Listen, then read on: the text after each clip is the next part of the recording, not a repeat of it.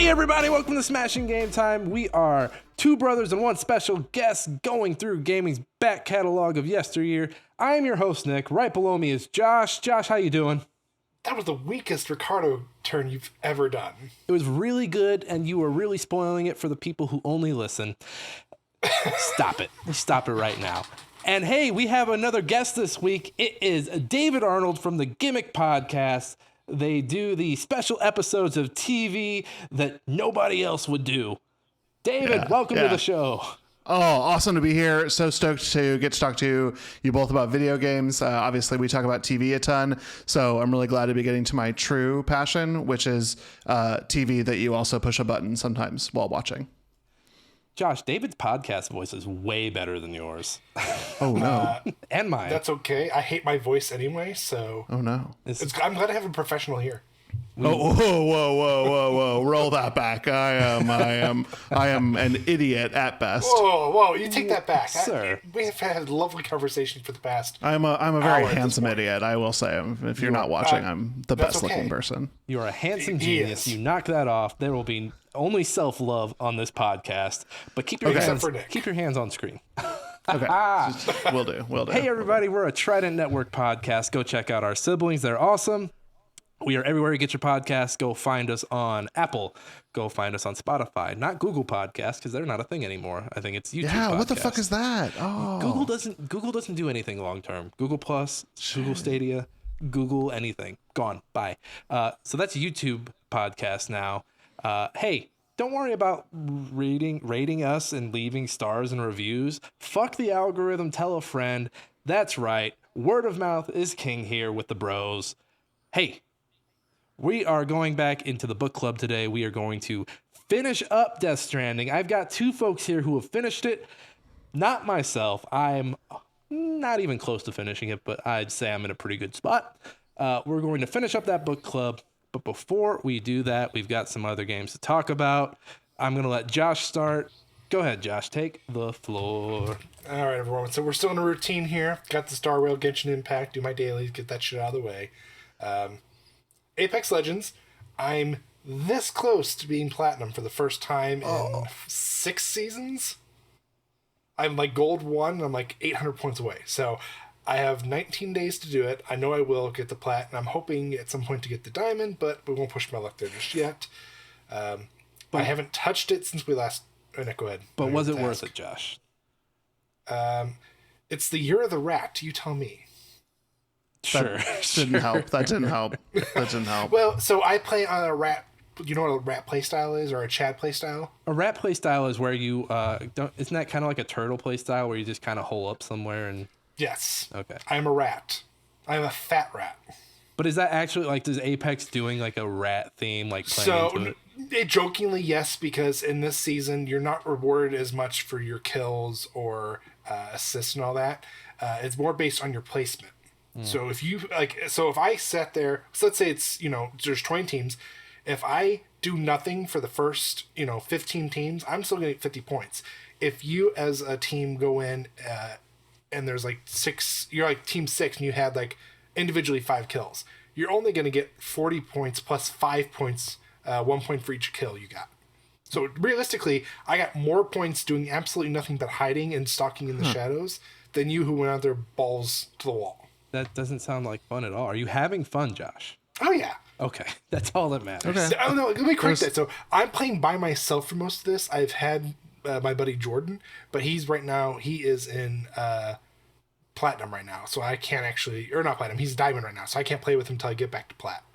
So, and you say you're playing by yourself, but you are playing with other people, just not people you know. Well, that's questionable, seeing as most people play as bots nowadays. And they're like, oh, let's go fight. It's 5 against 2. Let's go do this fight. Let's go in a blaze of glory. I'm like, yeah, fuck you. I'm running across the map and hiding for 30 minutes while on Facebook or Instagram or wherever is currently on my phone. I hate you so much right now. You're hiding in Apex while playing Genshin Impact on your phone, getting your dailies. Yes. Well, there's a reason why I have a huge 55-inch 4K TV to my right. It's so when I'm playing Apex and hiding in a corner waiting for the zone to change, I could just come over here and play something else on the PlayStation. Jeez. I hope someone in the chat's calling you out right now. I hope they do too. That's fine. if anything, blame the developers. They clearly don't know what they're doing over there. It's a skeleton crew, and it's not going to get any better. I think that's why we're starting to finally get to see little trinkets of Titanfall 3 being a possibility. So, Josh, what other games are you pretending to play while playing Genshin Impact? So I'm pretending to play Resident Evil 4 Remake. I'm just now at the island. Once I beat it on professional, I will go over to the Separate Ways DLC. Dude, that U3 boss, when you fight that, I want to watch. Like, so you'll have to text me. I will professionally stream it just for you. Sweetheart. Freaking sweetheart. I've never messed with those Resident Evil games. I assume that they are scary. Yeah. This Okay, one's the original RE4 was more actiony. This time around, they went for a more horror elements. I mean, it's still actiony, but it's also on the darker side. Yeah, I don't want to be scared. I want to be in a fantasy world of rainbows and kittens. I was more scared of the Resident Evil VR than I was and it's only because obviously it's right there in front of you, and you're looking around, you're panicking. I never felt more panicked in the village portion of it than in the VR. The cabin with Louise, I remember that being that's the only part of it I played in VR where I was like, oh my god. Oh yeah, that part is also scared the shit out of me. And then of course I finally finished Death Stranding. Apparently, besides David, we're going to be the only ones who have finished Death Stranding.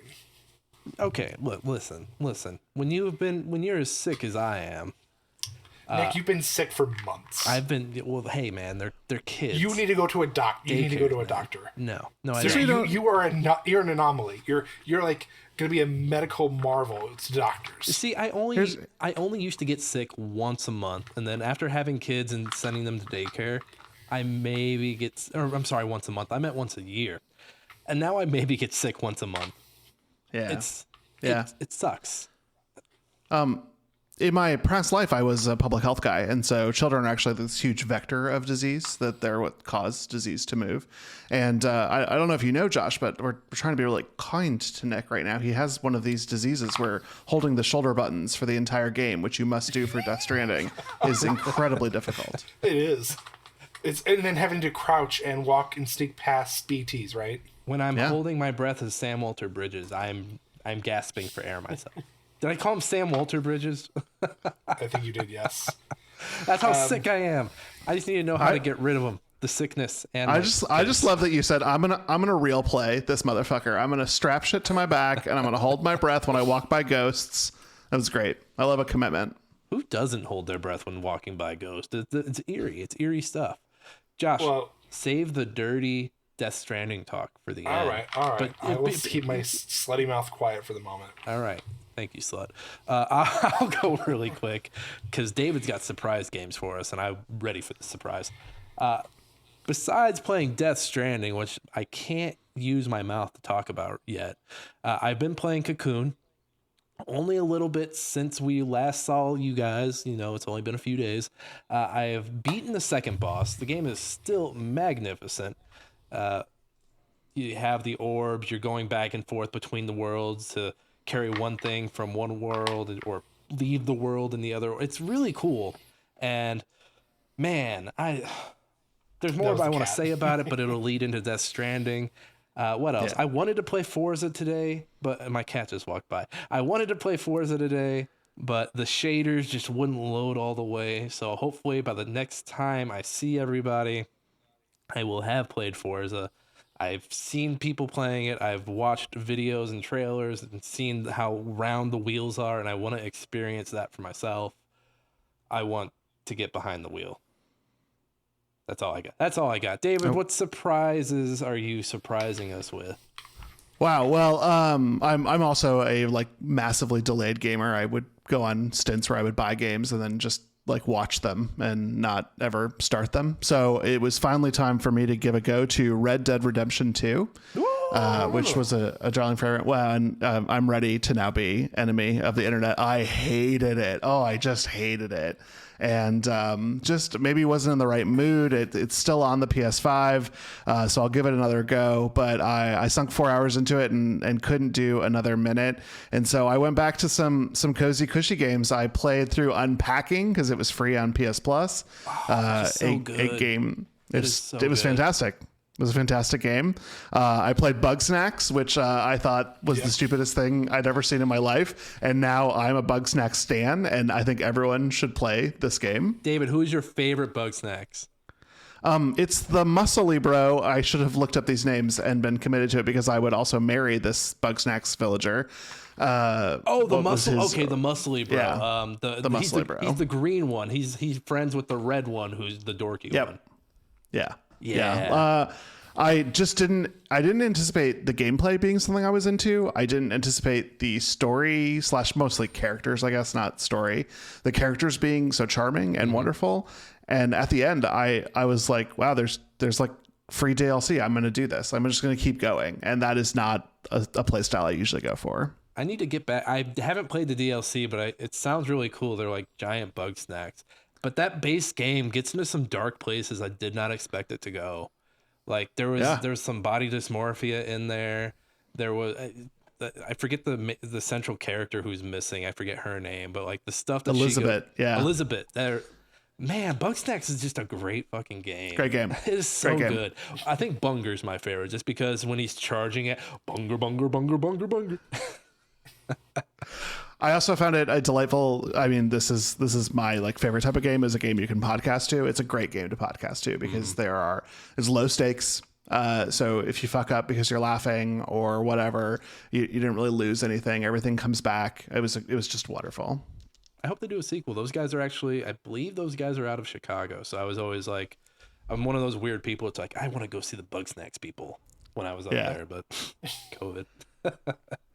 And then for like no reason otherwise than I wanted a comfy game, I reloaded Nom Nom Galaxy, which was like a PS Plus free game from 8 years ago that I got for PS3 and is still available to play on your PS5. And I've been making soup and shipping it around the galaxy, and it's been a delightful little comfy pair of slippers. Is Nom Nom is the cut the rope monster, right? Or is this something completely different? No, it's Pixel Junk. You're close. It's Pixel Junk who did Pixel Junk Monsters, Pixel Junk Shooter, and so this is it's just a little like, I don't know, factory management sim where you gather ingredients or plan out robots who will gather ingredients, make soup, and then you ship soup away. Soup? Yeah. Say that. I'm really glad I didn't say shit soup. Yeah. And I don't know. I just charming, cute. I thought, oh man, I didn't get the platinum. They're the rarest trophies I have on PlayStation because everyone got the game and like nobody played it. But there are some online things that I like would need to like go buy a second PS3 to actually get to achieve. And I'm not that dedicated. It's just like the old days with the 2 Game Boys to trade the Pokemon back and forth. Oh yeah, now I did that. I am that much of a I don't know. I guess Chad. That's Chad behavior, right? Like that's the right thing to do. Yeah, it's a Pokemon Chad. Yeah, it's very Pokemon Chad. Very Gary of you. Yeah, it is very Gary of me. But that's about it. There's some other stuff that I would love to get to. Oh, and then like every night before I go to bed, I play like 2 games of Slay the Spire in bed because it's the perfect phone game. What is the appeal of? Is that a card battle or is that like Darkest Dungeon? I've never understood the appeal. Wow, calling it like Darkest Dungeon is wild because the stakes couldn't be lower in Slay the Spire, and the stakes are pretty high in Darkest Dungeon. It stresses me out. That's why I don't play Darkest Dungeon. Yeah. I can't. I died too much, and I don't mind dying in Slay the Spire. I first picked up Slay the Spire when I had jury duty, and someone said it was an easy game to like pick up and put down on your phone, and it now is the only game I pick up and put down on my phone. Well, juror number 6, stop slaying the Spire and listen to the defendant. I will. I just don't want to go to jail. I wasn't playing it like in jury conferral. So what we're hearing is you accidentally labeled the man guilty? What I'm hearing Yeah. is that they held you in contempt of court for slaying the spire on the stand. I'm actually in prison right now. That's why I'm here. They got some That's kick-ass why the posters walls in are- prison. Yeah. That's what I'm glad you like the posters, because I was podcasting really without them because we moved to this new apartment, and the walls made me look like I was a sociopath, and like blurring the background did not make it better. Like it was more sociopathic. You like nail a pillow to your wall. I was like, let's just put some towels up, like just some color, because if I blur it, no one will know they're just towels. And my husband would not allow that to happen. He's very the inside of the home matters to him. Now I kind To of all of us. Now I kind of wish you would nail a pillow to the wall. It'd just be visually, it would be like, that's a fucking pillow behind him, but that's a wall. Yeah. I know it's a wall. Do you think I could play it off as like sound dampening and be like, oh, I'm a professional podcaster, so it's sound dampening. You know those things you put on the wall. These pillows dampen the sound so much better. But you have to be a really obnoxious podcaster about it. You can't just be like, it's for the sound. You have to be like, the sound. It just makes everything sound a little more richer.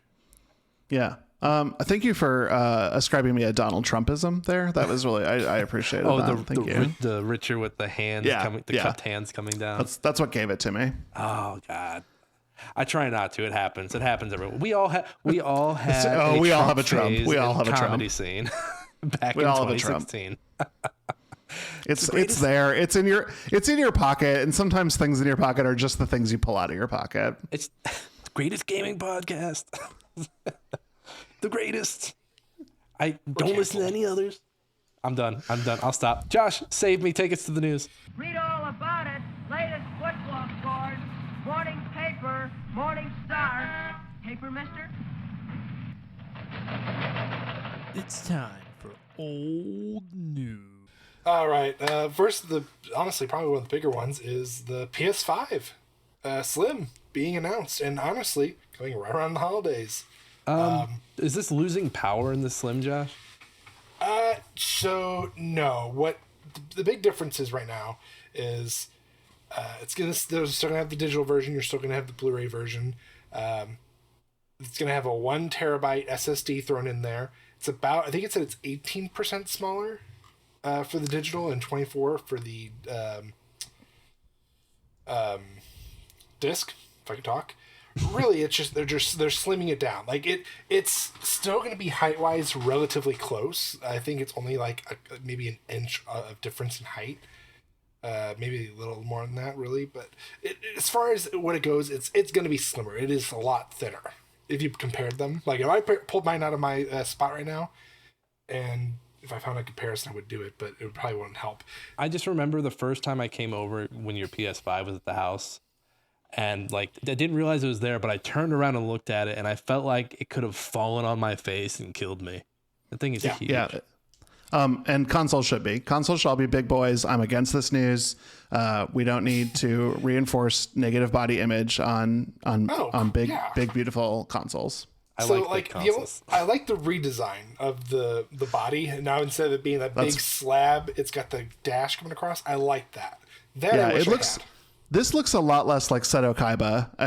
So I am appreciative that we've lowered the lapels of the PS5. Yes. But I don't know. Here's the thing. I got burned by a PS3 Slim. They did that right. And I had a fatty PS3, and it was the best thing that I'd ever owned in my entire life. And the Slim was so disappointing that I can only look at this news and be sad in advance. Well, because I think the PS3 Slim took that was like, they not only made it slimmer, but they also took backwards compat out of it. Well, even with the fats, they took them out. They're like, you don't need that. It was first version fat only, and when we went to sell that thing when we moved, game collectors were like all over that shit. I thought people would like have a bidding war. It was a bidding war of like $25, but it was, it turned into a couple hundred and possible threats of murder. I think there's gonna be the best skinny console or the best slimmed console is probably the 360. Fair. PS2 was like because it got really sleek too, didn't it? Like it was sleek. It looked sharp. The home button or whatever it wasn't. It was like touch activated. It wasn't like a click anymore. They didn't get the red ring of death. They also, I think that was right around the time they stopped doing the Blade user interface and changed it to Josh. Put that. That is not a slim console. This is the best slim console. Game Boy Advance SP is not a slim console. Put it away. It is. Especially with Game Boy Micro, Game Boy Advance Micro. Come on. Micro failed though. Like that was like you should have done that right with the SP. Not towards the end of its life. So I've got one last PS5 question, Josh. Yes. When are you getting this for me for the holidays? This is going to be under my tree, right? Well, I'm still waiting for a birthday present, so. Wow. Keep on waiting, bud. Wow. Relationships built on gifts are not about quid pro quo. They're about giving to show your appreciation and love. My therapist, everybody. He's here. I don't give him $500 worth of love. He gets 50 at most. Yeah. Here's a Buffalo Wild Wings gift card. I hope you enjoy. Yeah, share it with your kids. You know, I think I read that advice on the bottom of a Snapple cap one time. Yeah. That's actually where my degree is from Snapple University. I think that's where your greatest therapists come from. You went to SU? Yeah. Josh, what else you got? All right. Who remembers Lord of the Rings Gollum? Who could forget? How bad was it? Really bad, right? Jeez. What if I told you that they made it even worse for themselves because it's been reportedly claimed that they used an AI to write their apology. Like, okay, I know we kicked them when they were down, but by God, at this point it's a stampede while they're laying there. When I saw this story, I this is just dogpiling at this point, but I was like, yeah, okay, yeah, why not? Go ahead. Now, but it wasn't Daedalic, right? It was the company who bought them because they also like suck, and of course they would do this sort of thing. Yeah, this is not the worst thing written by ChatGPT that gets revealed in the world, but it is a strong contender for second worst. That issuing an apology to people and then not even having the humanity to write it is pretty bad. It's pretty rough. It's pretty rough. We all know they're sitting there. How does a soulless company write an apology letter to the fan base? And listen, I don't think anyone should use these AI things except for me if I go back to school. But I think, just kidding, I would never do that. Academic integrity is very important. I think that if you're going to use ChatGPT, why not say, I'm Gollum and I fucked up on my game. Apologize like I'm Gollum. Like, why wouldn't you do that? That's a marketing opportunity. Boom. I'm sorry, Happy. Yeah, meme the shit out of your apology, because you know you guys are both wrong. This Chat GPT just picked up all the different gaming apologies and just Frankensteined the hell out of it. So like, there's part of like the Cyberpunk apology, there's part of the Mass Effect 3 apology from like 10 years ago. They're all out there, and it's just like slicing them and putting them together. But yeah, I like that idea of like just get on there and just Gollum apologize. You know what? Next time I need to apologize, I'm gonna do an improv character and apologize as that improv character.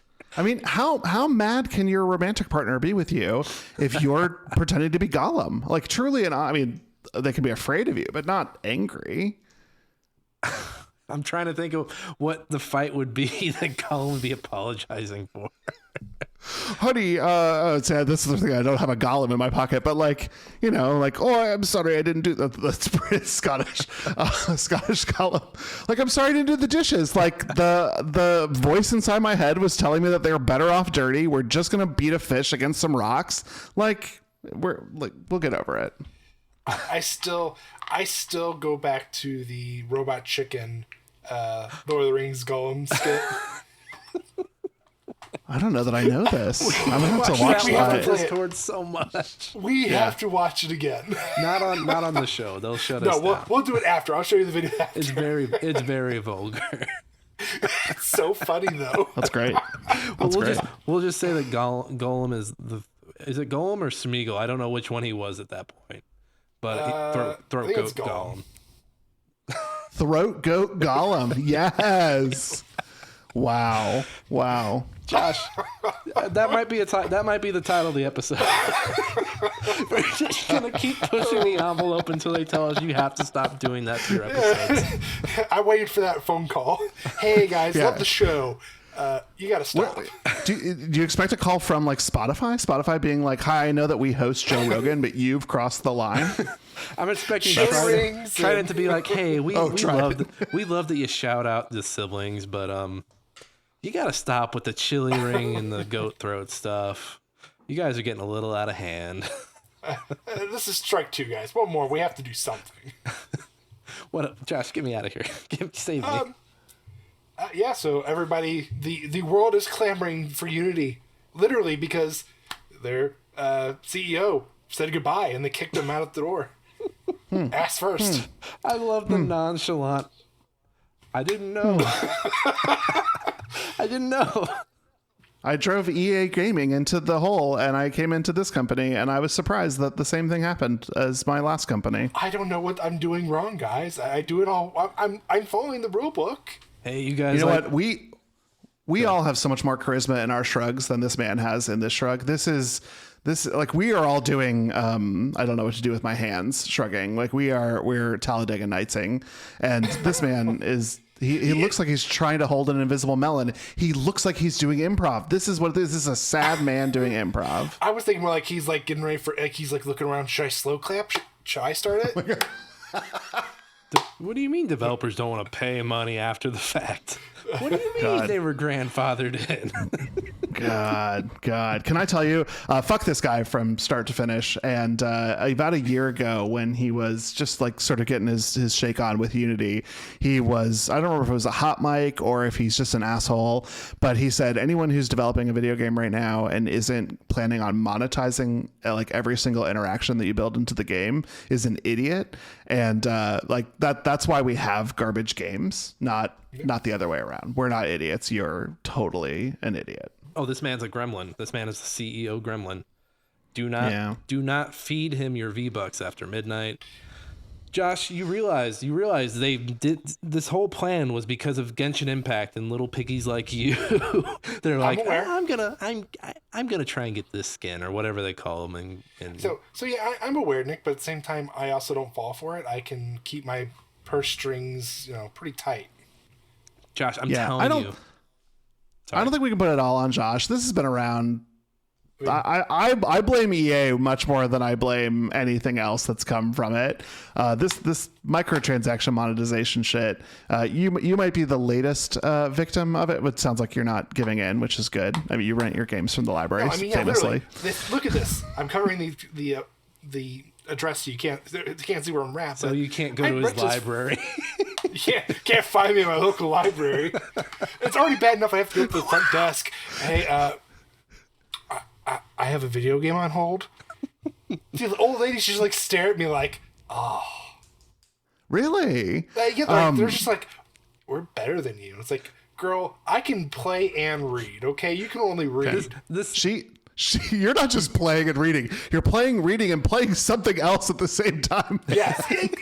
At least somebody understands. She's looking at you funny because you're playing Genshin Impact at the desk.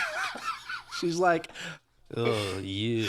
No, she's like, it'll take me 3 minutes, and you're like, I got to do this right now. I've never been more embarrassed in my life. Like I can comfortably say I can go into an adult store and buy something and not be embarrassed by it.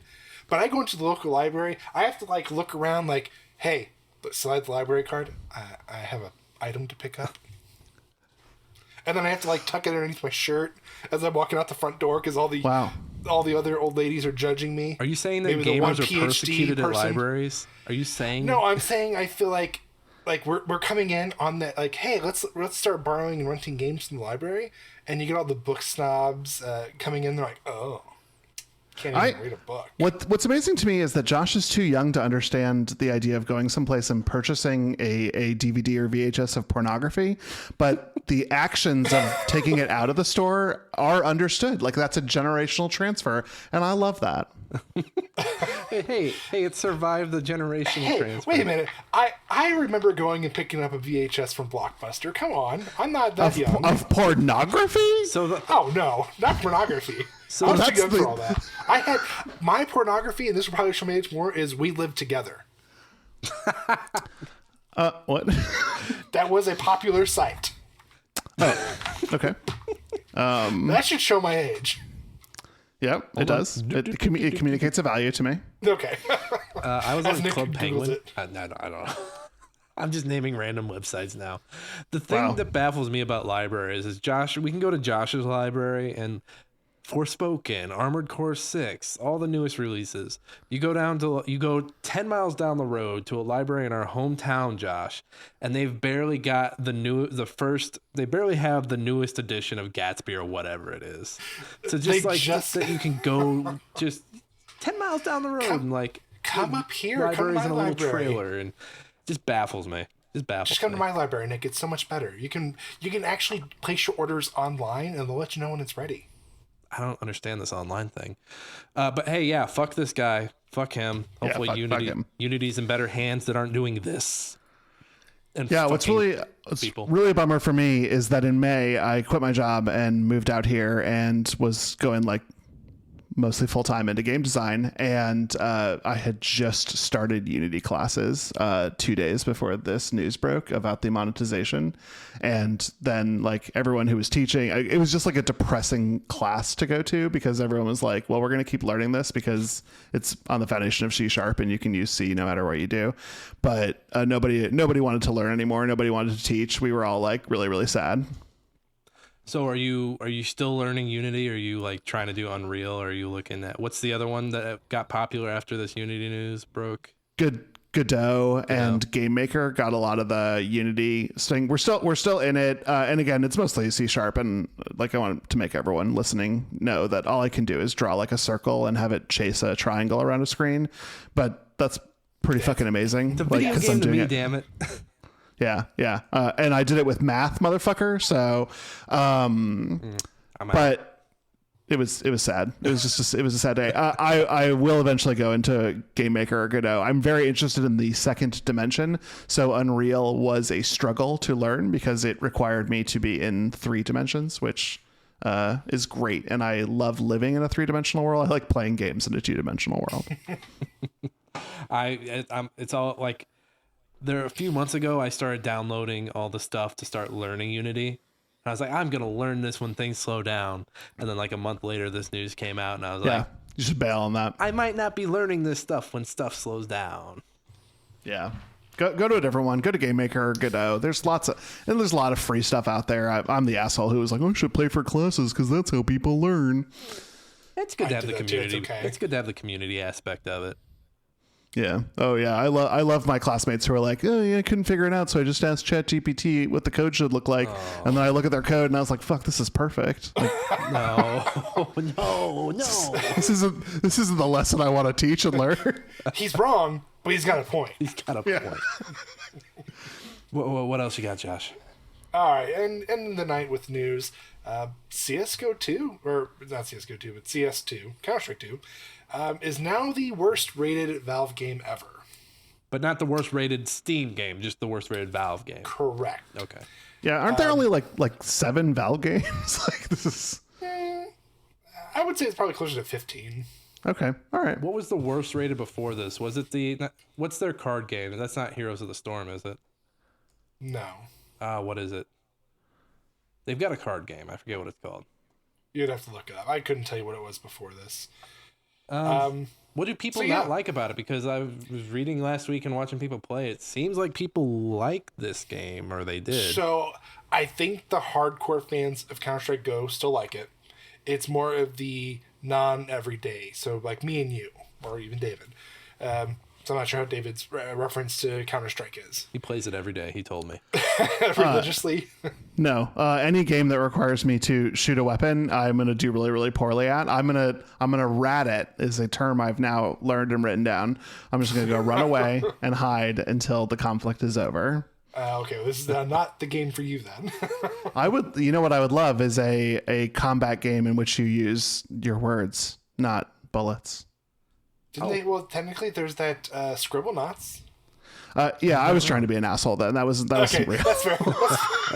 That's fair. Okay, so let's start with some of the bigger things that they've done.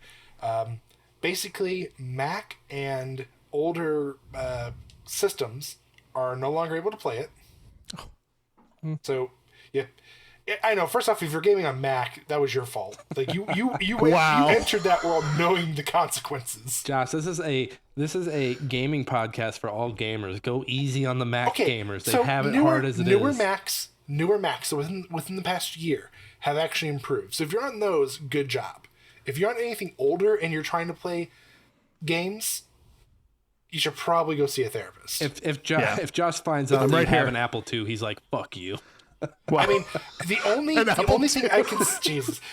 thing I consider okay for Mac is retro games. So Super Nintendo, all those. So like if you that's fine because that's what I use mine for. Basically, is when I'm not at home and I'm not on my Steam Deck, I have my MacBook. I too play legally backed up games from my old Super Nintendo on my Macintosh computer. I've got my only legally game. Oh, Josh, right here. careful! You're gonna get us in trouble. Careful, Josh. It's Metroid. Careful, Josh. Be careful. Josh almost spit out some sites one time where you can get hot ROMs. I did. Hot ROMs in your area. Want to talk? Yeah. That Hot was ROMs actually was cool ROMs, but Hot ROMs was the store down the street where I had to hide my pornography when I left. Just so you're aware. Is that like a joke? Or are you being for real here? I am. This is a joke. Oh, okay. This was a joke. You should just keep the bit going. Hey, Hot ROMs though wouldn't be a bad name for a porn store because it would be short for romantic. One would assume. We're gonna go back into they're gonna go into like the retro like pizza delivery guy if he's got the extra large sausage you ordered. Yeah. I think you're selling to a unique market of people who are interested in stealing video games that can no longer be purchased and just want to get off at the end of the night. And I think that's a good market. Who ordered the Super Metroid? I got a freeze ray for you here. Nope, that didn't work. Hey, who wants the ghouls and goblins and ghouls or what? I can't even name old video. Who wants Final Fantasy II North American Edition? Wow, Wow, specific there. I mean, yeah, Daddy Cecil step on me, but I don't know that there's a lot else going on. Wow, Cecil. I would imagine I'm more of a Kane. Well, first off, who didn't want Kane- to be in between Kane and Cecil? Come on. I mean that's true. That was the fantasy. Both Cecils. Why old Cecil man and Tella was Teledon. in the corner just going and stroking his staff? Oh Jesus, No, you Josh, can't. You're gonna get us. Josh, I'd rather you I didn't talk say about he was hot alive. ROMs. He's I'd dead. rather you talk about hot ROMs. The other issues are just it's bad. Hitboxes aren't registering correctly. You can Michael Jackson moonwalk. Like there's videos of like they'll start to slow walk and like their legs will move, but their feet stay in place basically, so their body stretches. Oh, you sold this as a feature, but you're saying this is a bug. Oh, yeah, it's a bug. Okay. Corner peeking is awful. Strafe walking doesn't exist anymore. All in all, the non-daily people are pissed about it. I mean, Name a game that hasn't come out and had like everybody love it immediately. A year from now, this won't even be a thing. Baldur's Gate 3. Shut the fuck up. Hey, you know what? I feel like people are turning on. Nah, you know what? I can't even say that with a straight face. Now, people love Baldur's Gate through and through. I will play it in the year 2027 when I finally get to that in my backlog. I need to go back and finish. I hear people who love it, and that's great, and I love that for them. It's just a whole lot of game, and I'm just one man. I am but one man. That's the problem. Release some short ass games, y'all. That's why I loved Unpacking. Unpacking was a brief 2 hours, made me feel, made me think, made me jive out on some cool music. Yeah, we need more short games. That credit song's a banger in Unpacking. Oh fuck, such a good song. I think that was the first game I reviewed for Video Game Chronicles. Really? Yeah. Oh. Yeah, it's sentimental. I also accidentally posted a GIF I wasn't supposed to post.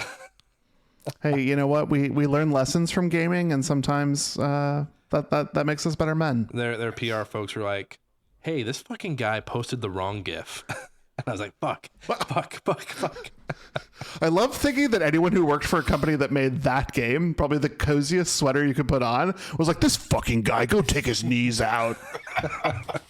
No, they were very kind. I just they DM'd me like, hey, could you take that down? And then the guy who hands out our reviews is like, hey, he slapped my hand. He said, don't do that again. Yeah. You've lost I'm your glad posting privileges.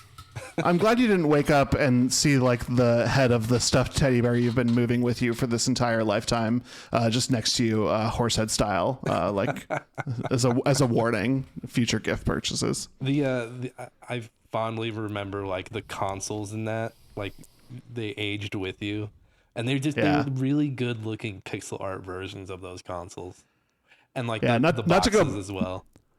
Not to go back, but boy, we needed a slim GameCube. That could have saved the GameCube. It still needed to have the handle though, so. I mean, Oh god. technically, That's technically that's hold on. He's not wrong. He's not wrong. That's not the only thing I have here.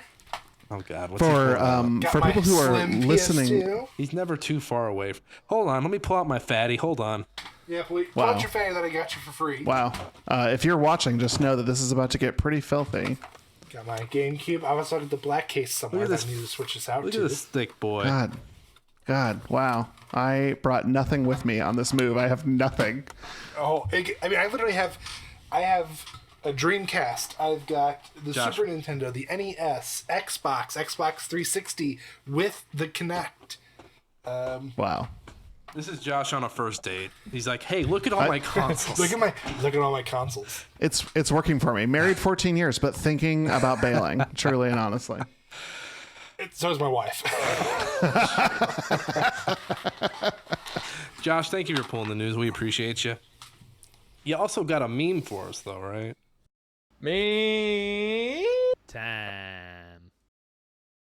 Yes, I sure do. It's on that same page. Oh boy, let me get back to that. It's hot in my basement. I should not have wore this sweatshirt. Here we go.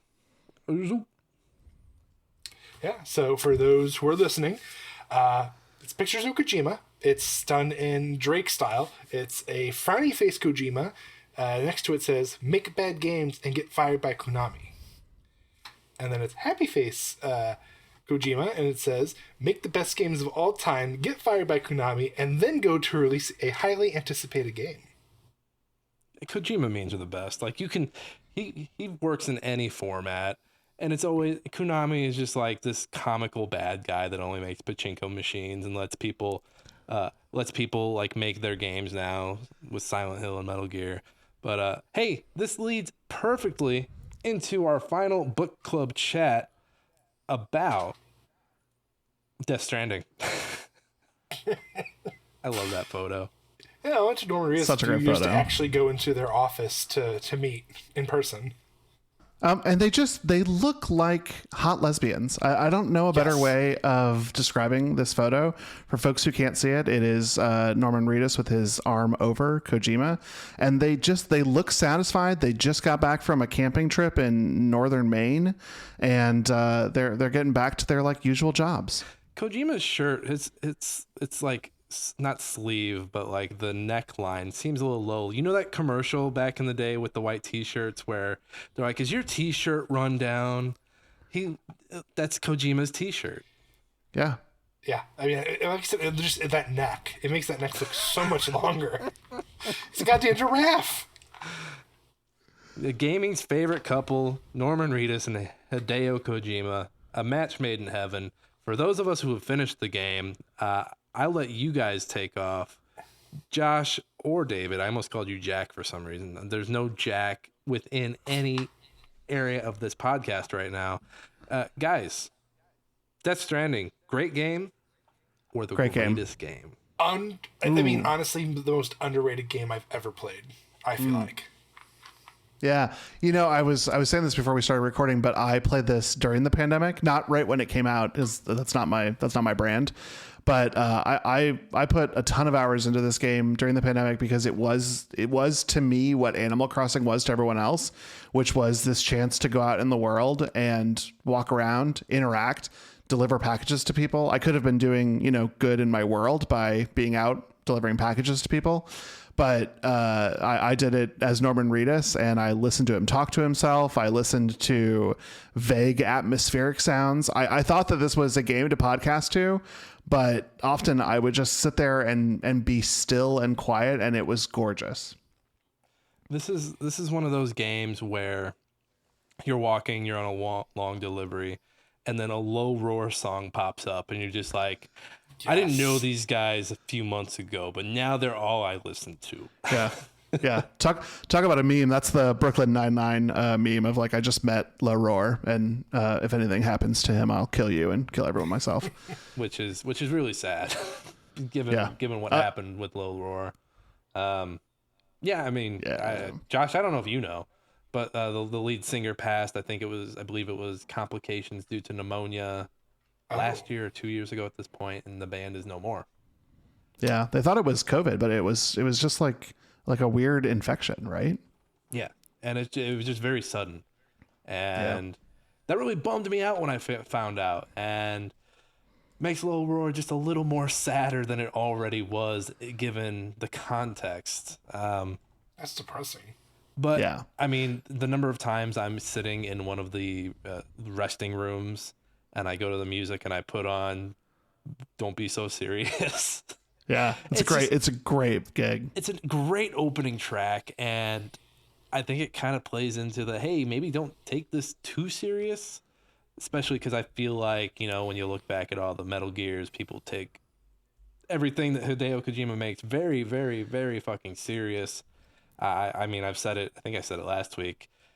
Yeah, it's crazy that he kind of predicted a lot of stuff in Metal Gear Solid 2, but we don't need 20 more grad students writing a thesis about it. We got it. We're good. We're good. Yeah, I mean, you're probably going to get some as this eventually enters the academy and people start to study this game as well. But the idea of social isolation, the way that we look to a virtual social environment as a replacement to a physical social environment is going to be interesting to look at. It is, and I think it's fascinating what is and you guys have finished it, so you've got a lot more context to play with than I do. But the more people you connect, I feel the less human Sam is, the more tools you're getting along the way. I feel like Sam's losing his humanity I'm to the point where you have guns, you have all this stuff, and you have these legs that you can either use to speed through an area or carry more stuff. And I'm just like, man, I'm connecting people, but kind of losing my humanity at the same time. Well, then at some point, I don't know if you've gotten to it yet, but you actually start to have bots that can do deliveries. Yep. I love those little guys. They whistle to themselves. It's pretty cool. Well, and I'll go one further. For a game that's a walking simulator, the post game, or you could even call it the late game, is really about taking away your capacity of walking just by ziplining across the entire damn map and setting up a zipline network with other players. And that is interesting in and of itself, because the criticism around the game, which you all have talked about, is this, it's a walking simulator, all you get to do is walk around. It's a walking simulator in a way that I think that gets used to describe things like Everybody Went to the Rapture, which is like a story-based game where you walk around. This is like a legitimate game in which you are telling a character how to walk with heavy packages on, and then by the end you're this godlike courier that can go from one end of the country to the other end of the country in a matter of seconds because of all the work that you've done to build it up. And the planning, like, I think one of my favorite things in it is the planning aspect of it. Like, when I was first starting the game, I didn't realize it's saving your route. Like, it's got your routes and it's got the paths you've taken. And like, when you're going in and you're like, okay, I need to go, I'm going to too many cities named with Knot, but I'm going to South Knot City. Okay, I know there's BTs over here. I know there's mules over here. Who am I gonna have a better time with? Okay, this is very rocky over here. I'm gonna need just the planning aspect. So yeah, it's a walking simulator, but you were just really like getting down to the nitty gritty. And I love people who lay roads for me to cut down on time, because those are the real OGs. I appreciate you. Yeah. Roads are great. I mean, again, once you get to the point in the game, Nick, when you're unlocking zip lines, you'll look back and be like, wow, I don't even need roads anymore. No, you don't. It's zip lines. Zip lines are the most useful end game item you ever get. And then I think the most unutilized, because I actually didn't realize it until I started to use it more often to avoid time falls, was the umbrella canopies. Not only does it protect you and let you skip time, it actually repairs your packages that you're carrying. Can you stack I didn't those? realize that. Can you stack those? Because there was part of me that was like, and this might have been from playing a little bit of Tears of the Kingdom. There's part of me that was like, well, if I stack these, I can make a tower and then put a zip line up top and then zip down. Like, I don't know. I do wonder, like, and I won't get too into the sequel, but I do wonder what they're thinking the sequel is going to introduce. Like, what do you add? Yeah. That isn't just narrative, but like, what do you add that is a continuation of this and grows upon what this has done? Like, is it some kind of air travel? Is it I don't know, is it like transit? Is it foundation? What is it? Yeah, I have a lot of trouble thinking about the sequel just because I also felt like this was such a complete game. I loved Director's Cut coming out, but I think that this really was, I mean, it was very Kojima, so like it's hard to be like, at one point in time I rolled my eyes very heavily about the dialogue and what was happening, but you can't hold Kojima accountable for being Kojima. Like that's just normal. Yeah, exactly. He just needs a few more no men around him, that's all. Yeah, there's a couple scenes that Nick, I don't think you got to, but just like the references that Kojima pulls out when they're fun and cheeky, and like you can put Aloy or a tall neck as a hologram, that's fine because that's all optional, it's not story specific. When Amelie, your sister slash the like main antagonist of the game, says that she is that you, Norman Reedus, are Mario and she is Princess Beach, yes. because she is on the beach. I was like, my man, that needed a little bit more time in the oven. and it gets worse from there. They do the scene where they're running across the beach and they're like skipping and laughing and stuff, and then it gets to a serious moment again and you're like, what the fuck just happened? Yeah, it's a emotional yo-yo, which you can do in narrative. It's just weird to go from silly to the stakes have never been higher. That's a weird thing to do, and it takes a very special way of doing it. And there was just a lot of ham on the sandwich, if we're being honest. So I remember that scene from just watching people play it when it came out back in 2019, and like I'm still dreading for it to come up. But I mean, there've been other moments from like, okay, guy, like people talking to you when you're in the shower continuously, mama losing her baby and it becoming a BT baby, just the hamminess and Kojima's not inability to write female characters, but it's just what he does with them. And it's not like, I don't think he's fridging any of them, because I mean, Sam's not really the most interesting guy. They're not really, he's not really changing because someone's being fridged. Right. But it's just like, come on, man. Like, mama, like, by that point that I got to her, I was like, oh, we're actually going to do something with this character. I thought she was just going to be like our almost Otacon stand-in who was going to chime in and be like, hey, you got a thing. Let me show you how to use it. So by the time I got to her and we were doing story beats, I was like, okay. But then everything that happened, and I was like, God, man, Kojima, come on. It's a pretty rough and depressing story. I mean, I like all the stuff in this about childbirth and about the way in which birth and death are represented in this game, because I think that's narratively interesting. I found it, which is the purpose. I found it very unsettling to watch her provide breast milk to a ghost baby, and like, well done, because it unsettled me. But you're right. Like, then we did this major story beat, and then she was like, okay, well, I need to be taken up to the mountain so that I can be dead. Well, and so speaking of the baby stuff, I think right around that time, Dead Man calls you to reveal that he's been studying BBs on his own. Don't tell anybody. And he finds out that they weren't created by Sam or by Porter Bridges. They were created by a fringe group. And turns out they were used in like war. Like they the Fringe group created them, and then Porter Bridges was like, no, we're gonna use these for war type stuff, and it's just seeing the exploitation of children. And you guys know more about the BBs than I do, but it does seem like the BBs play a bigger part in 2. So it'll be fascinating. That would make sense. It'll be fascinating to see how that plays out, because the BB stuff has always been weird to me, especially being a new dad, newer dad. I've got a 3-year-old. What am I saying? What else did I have? Josh, do you have anything? You've been awfully quiet over there. I was gonna mention, you brought up the shower. Let's go ahead and talk about the shower incident. Wow.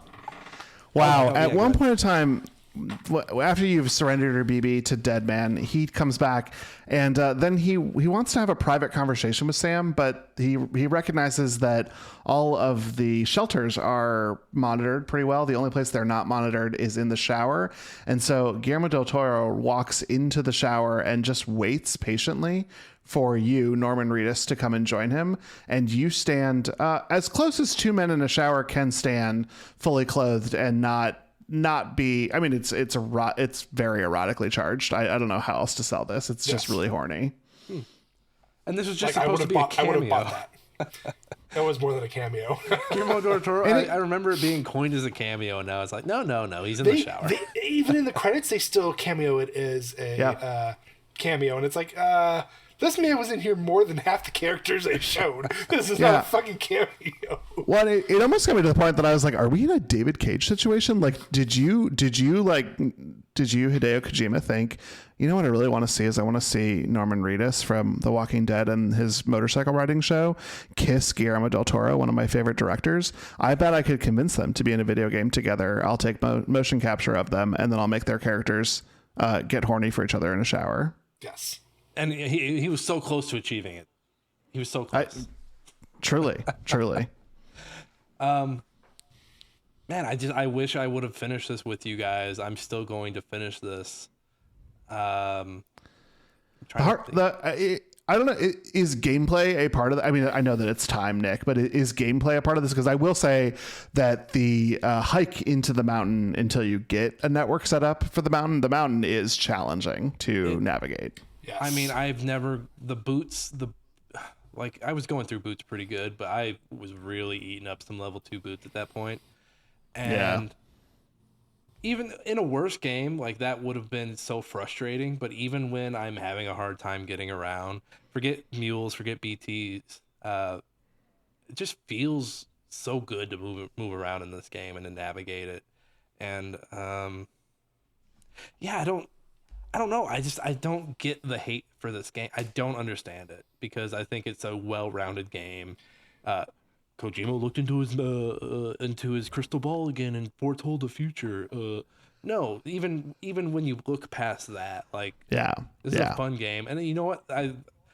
The only time I really didn't enjoy it was during the combat section. So, like, when you're being attacked by what's his name, combat veteran, Mads Mikkelsen. Ugh, and you're taking out worst parts of the game. So I haven't finished it, but is he? So I'm still trying to figure out who the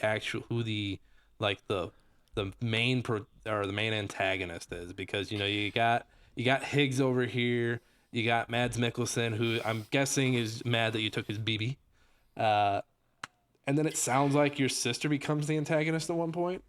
Okay, so here we'll do this. We'll do a little hierarchy here. So Higgs is labeled as the antagonist because he's causing all these problems. That's our man, veteran voice actor Troy Baker. No, I'm just kidding. I knew it was Troy. He disappears into the role. Then it kind of gets revealed that, maybe it's combat veteran, because he is on the Emily's beach and he's taken. He somehow got Bridget and Emily and has a Die Hard band with them. And then like a chapter or two later, it comes to find out, no, it's actually Amelie. And you find out that she is basically tired of being the extinction entity. And it's just like, dude, I can't fucking take this role anymore. I'm supposed to live my life like this until the world ends. I'm just going to fucking press fast forward. Yeah. She wants to just end the world, she's just done. And in that very Kojima-y, like, because of the suffering that I experience, the suffering that the world experiences, and you're all disconnected. And there is that very tropey moment where it's the connections Sam has made that help convince her that really there might be a chance for the world after all. And so she sacrifices herself. Wow, an extinction entity who takes it upon herself to go extinct. Right. And to go back to the connection side of it, and I had mentioned this earlier. I mentioned earlier in the conversation that the further in the game you get, the more Sam loses his humanity, but he's connecting people in the process. In the previous show, I had talked about, like, you know, it's kind of crazy these developers break up with like their longtime company, and then they go so like this, and what's the other game? Midsummer, no, Somerville. Who Somerville's from one of the devs who did Inside and Limbo, and they had a nasty break off, and that was another game about staying connected to your community, but your character's gaining superpowers along the way, kind of distancing himself from his community. So it's just funny to see the similarities in this game. And right now, since I'm playing Cocoon, and that was another guy who broke off from the Limbo Inside guys, I'm just sitting there trying to find these, like, are they telling us we need to connect? Just looking way too deep into all of it. I love that. World in a world in a world. He wants us to bring all the worlds together. Oh. So before the show, someone mentioned that Conan O'Brien kind of, mailed in his performance. Yes. And Conan is the partner of the Collector, or is he the Collector himself? Do you remember this, Josh? I thought he's the Collector. Okay, he is the Collector, and when you go and meet with him, it's a great model of Conan. It looks like Conan O'Brien. I don't mean to say that that's my preferred model. My preferred model is obviously Guillermo del Toro. in the shower. In the shower, yes. But the performance that you get is pretty stilted. It's pretty low level. It's just nail on delivery. He does a couple of jokes that are meant to not land, and they don't land. So well done. Now that you mentioned that he did jokes that weren't supposed to land that landed, I wish Norm Macdonald was in this game. Oh, the boxes. You just brought me boxes. Could use water. Yeah. It's fun to do those little shelters, especially now that you're out here in the West. I think that you can almost think about the east of the Appalachian being sort of the tutorial area, and this being the real game because it's huge. It allows you to do the most. But every one of these interactions is fun, even the Conan O'Brien one. Well, now that you mentioned the main area being like so big, it still baffles me though that even though it appears to be big, it's really not that big, but it's considered going across the United States. It still baffles me about that. I was thinking about that, and I was like, well, technically 47 or 50% of the U.S. is uninhabited or something like that. So that was me like pulling at a thread, like, oh, maybe that's the comment that we're all closer than we think, or something like that.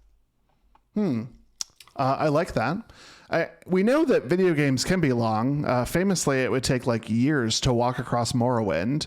True. But this one, for being something where walking is important, I do think you need to be able to walk from end to end of the map. And so I love what Nick said because I think it's beautiful.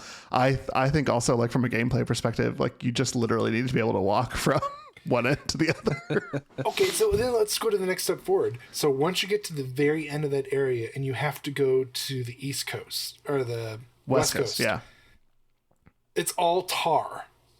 Yeah. And the only way you get across, Nick, is you have to trigger the BTs, get caught, and then basically run from 3 whales that are basically swarming you as buildings are coming out of the tar. I like that. I want to know. It was cool.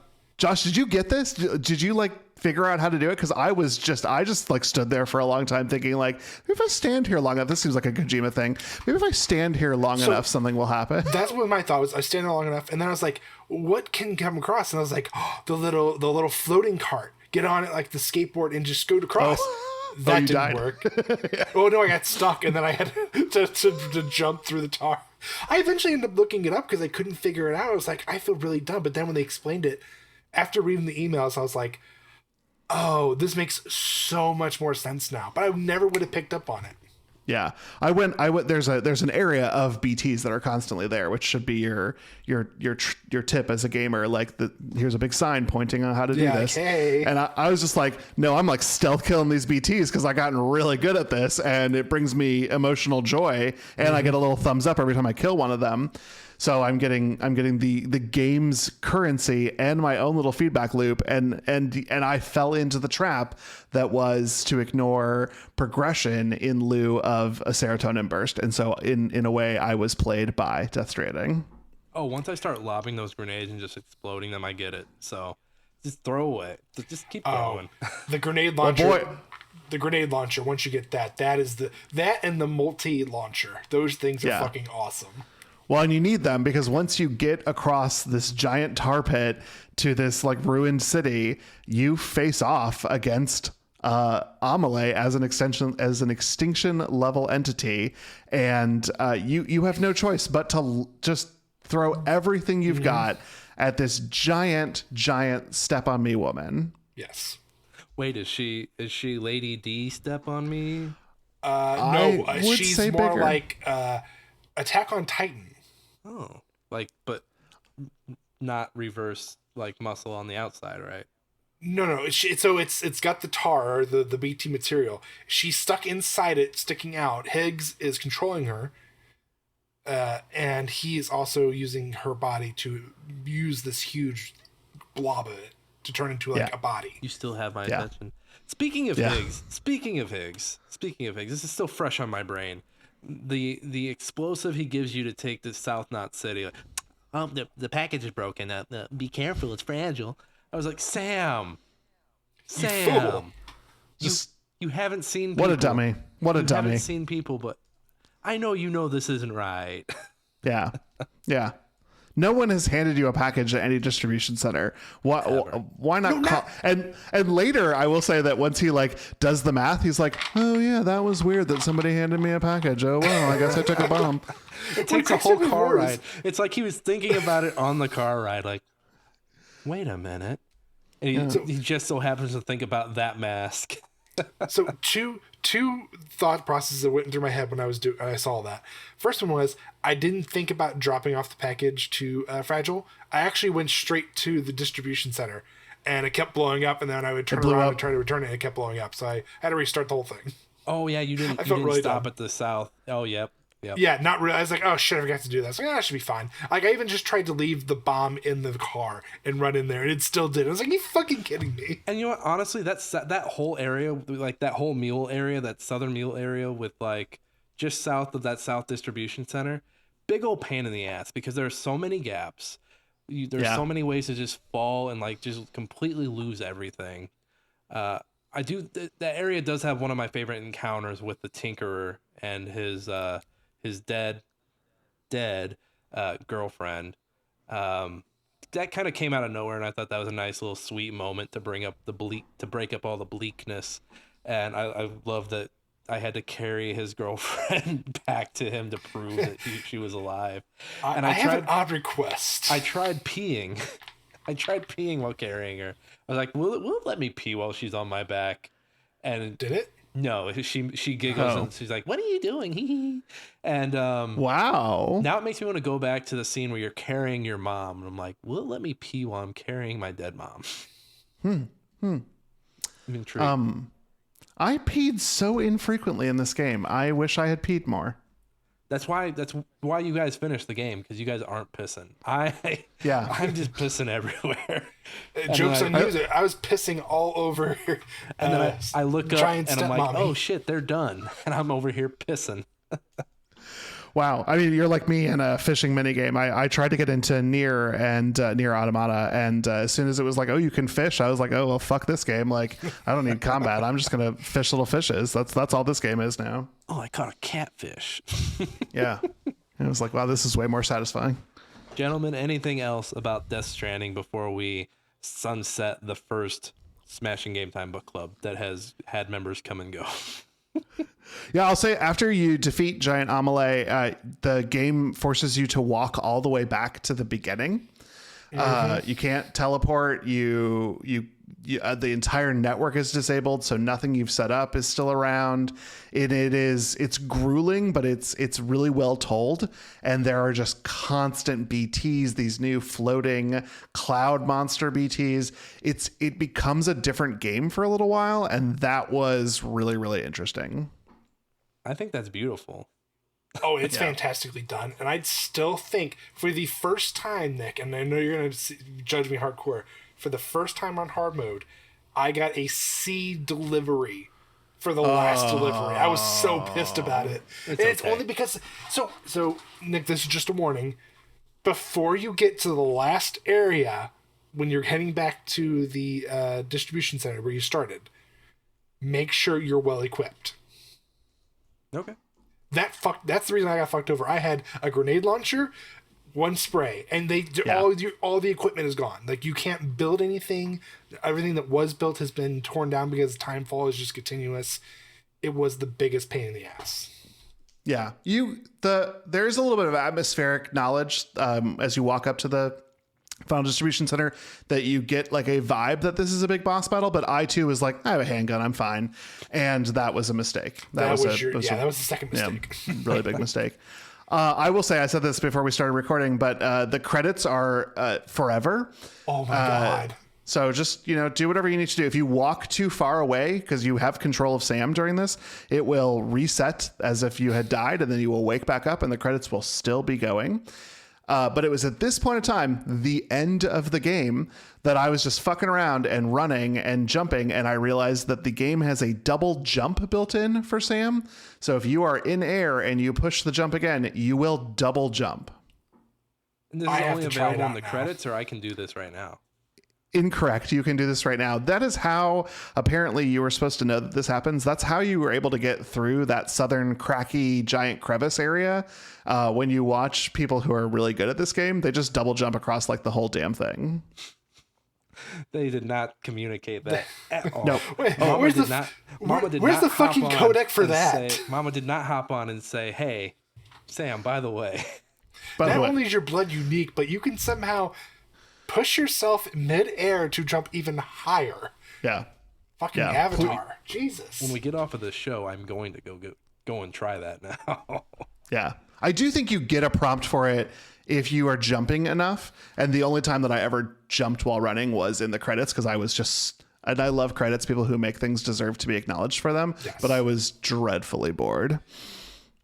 It's just because there's nothing going on. I still have my suspicions about some of the characters that we haven't talked about.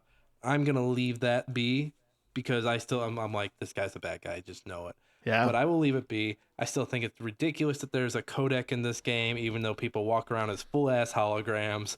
But you know what? I think Kojima's earned the right to keep the codec format to himself. Although I do miss the side-to-side. The side-to-side was nice, but Sam would just sit there and grunt. Snake would at least yell about, "Hein D, Colonel, what are the Russians doing here?" Liquid. Wow. It was a great Snake. Hey, that's the book club, everybody. And actually, that's also the episode. I'm really comfy. This is the most leaned back in an episode I've ever been, by the way. That's fantastic. I know, right? Hey, I want to thank our guest, David Arnold from the Gimmicks podcast. I know I just said the podcast, but David, where can the people find you? Where are you about on the interweb, on the Chiral Network? Yeah, on the Chiral Network. If you are interested in hearing me make my co-host Derek uncomfortable by saying the word "step on me, daddy" over and over again, you can listen to the Gimmicks podcast. As Nick said, it is a podcast about the high concept, genre-breaking, and gimmick episodes of television.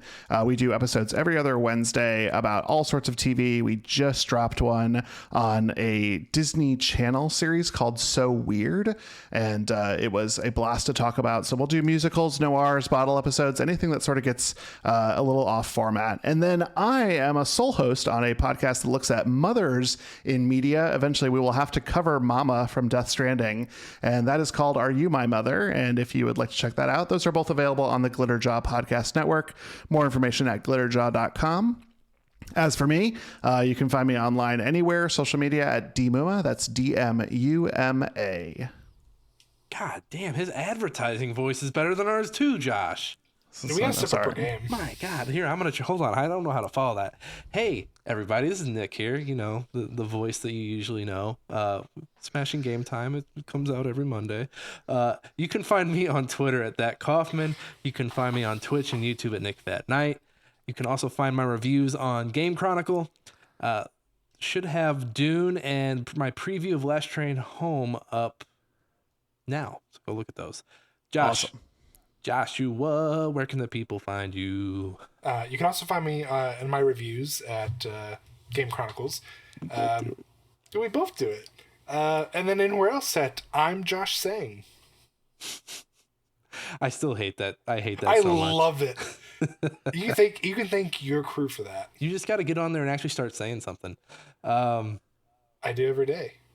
This is my soapbox. This is where I stand. Well, Josh, I'm gonna explain soapboxes to you. Hey, you can find Smashing Game Time anywhere you get your podcast. You can find us on YouTube. You can see our beautiful faces if you go check out the YouTube. We're also on Twitter, Instagram, and TikTok as well, so go find us over there. Yeah, and I think that's it. Thank you, as always, to Alex Marvin Clark for our intro and outro song, Hunt Him Down. We have a link to his SoundCloud in the show notes, so go check that out. He's got some awesome stuff over there. Once again, Trident Network Podcast. Go check out our siblings. And, you know, I'll say it again. I usually don't say it at this point, but fuck the algorithm. Tell a friend. We appreciate the word of mouth here. Hey, everybody. This has been Smashing Game Time. I hope you all had a smashing grape time. We'll see each and every one of you next time.